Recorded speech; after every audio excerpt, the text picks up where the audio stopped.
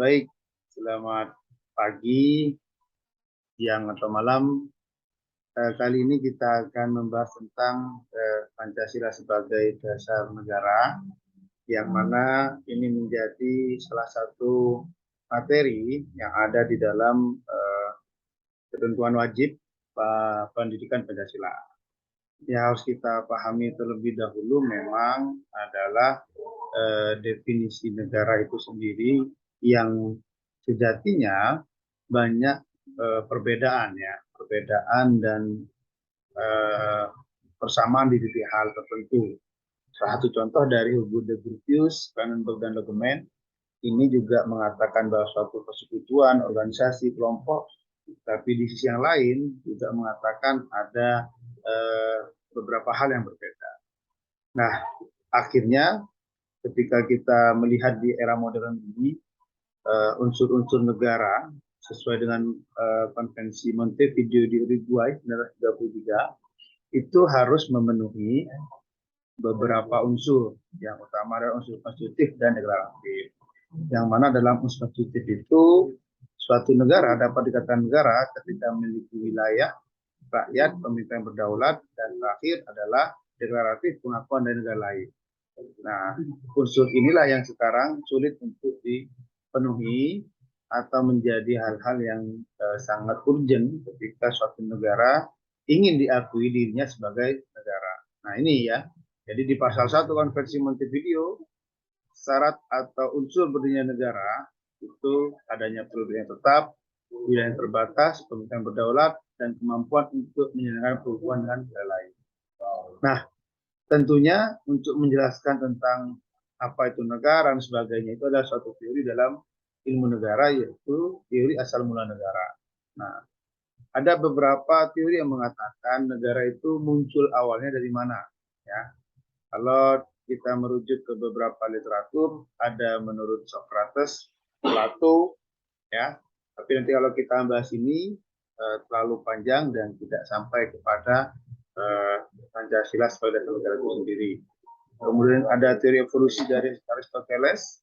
Kemudian juga ada teori yang teokrasi, kontrak sosial dan kekuasaan, di mana di sini disebutkan beberapa hal ya, bahwa negara berasal itu ada yang berasal dari ketuhanan, perjanjian dan kekuasaan, dan di era modern ini juga berkembang ada teori-teori yang lainnya. Nah, teori ini juga terbuang atau tidak jauh juga dari teori kedaulatan, yaitu kedaulatan Tuhan, hukum rakyat dan negara, dan akan berkaitan dengan tujuan negara. Kita langsung membahas kenapa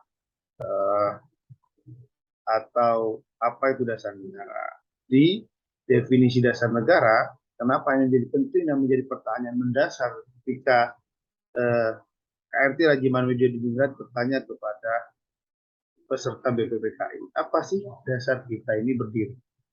Nah, ternyata dasar negara itu dapat diartikan sumber dalam bentuk dan menjalankan negara. Kenapa ini menjadi penting? Ya, namanya dasar suatu negara, sama seperti orang menikah. Apa sih dasar orang menikah itu? Maka ada ijab dan qabul.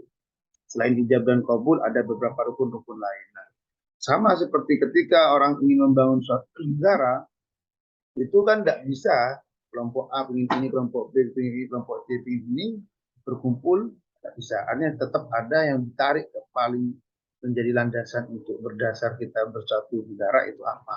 Nah, di dalam hukum ini masuk kepada kategori basic norm atau ground norm, atau juga start fundamental norm ketika kita pakai teori Han-Nawiaski.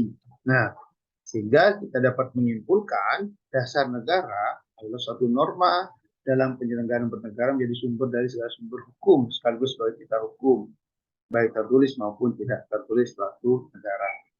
Nah, Pancasila sebagai dasar negara ini memiliki landasan 4, yaitu yang pertama adalah hukumnya, sejarahnya, sosiologis, dan politis. Saya percepat kita supaya lebih banyak didiskusi. Ya, secara yuridik, di mana kita dapat menemukan Pancasila sebagai dasar negara itu termaktub di UUD 45 di pembukaan tepatnya alinea keempat. Ya, maka disusunlah ini dalam suatu undang-undang dasar yang terbentuk suatu sunnah negara Indonesia yang berkekuatan berdasar. Nah, disinilah termaktub secara jelas Pancasila dan sebagai dasar negara.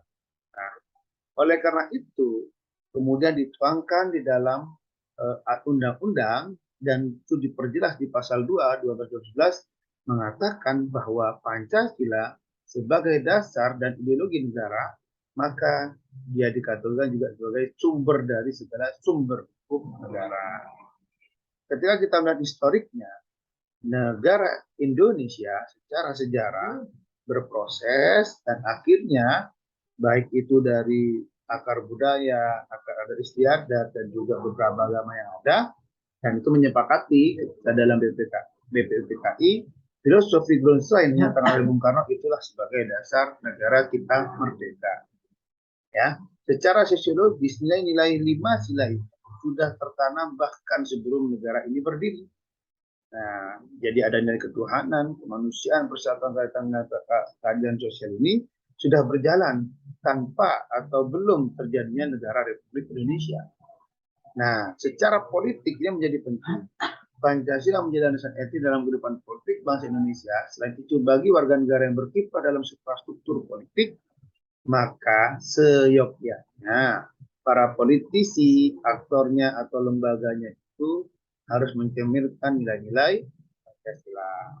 Nah, oleh karena itu, kenapa menjadi urgent Pancasila ini? Karena harusnya para pejabat itu supaya tidak kehilangan arah, kembali lagi supaya dijiwai oleh nilai Pancasila. Ya namanya pemimpin harusnya memiliki sifat 5 sila ini. Ini bisa dikategorikan dan kemudian kita ingin melihat bahwa poin utama nilai-nilai dasar Pancasila sebagai negara adalah 5 sila ini. Nah, ketika kita kaitkan dengan hierarki hukum, maka letak Pancasila di mana? Dia ada di paling atas. Ya. Kemudian lahirlah nanti Undang-Undang Dasar, kemudian undang-undang dan peraturan pelaksana yang menjelaskan itu semua. Nah, ini kerangka yang dibuat oleh Hamid S. Atamimi tentang bagaimana posisi secara hierarki letak ide kita hukum sistem hukum norma ketika dikategorikan Pancasila itu sebagai dasar. Jadi dengan skema ini Pancasila itu tetapnya berada di atas, kemudian diturunkan kepada beberapa norma-norma yang tidak boleh sejatinya bertentangan dengan norma yang di atasnya. Dan itu jelas tertuang di dalam pasal 12 tentang hierarki, dan pada akhirnya Pancasila sebagai dasar negara dia memiliki sumber hukum materil dan hukum formil. Nah, akhirnya implementasinya bisa ke berbagai bidang dan di dalam beberapa pasal-pasal yang ada baik undang-undang dasar baik juga di undang-undang lain. Maka apakah negara lain itu punya hal yang sama dengan Pancasila yang kita miliki ini? Nah, saya yakin walaupun namanya bukan Pancasila, setiap negara itu memiliki dasar negaranya atau juga ideologi negaranya. Ini salah satu contoh di Malaysia. Dia memiliki rukun negara namanya, atau the five principle of rukun negara. Yang pertama, kepercayaan kepada Tuhan. Yang kedua, kepercayaan kepada raja dan negara.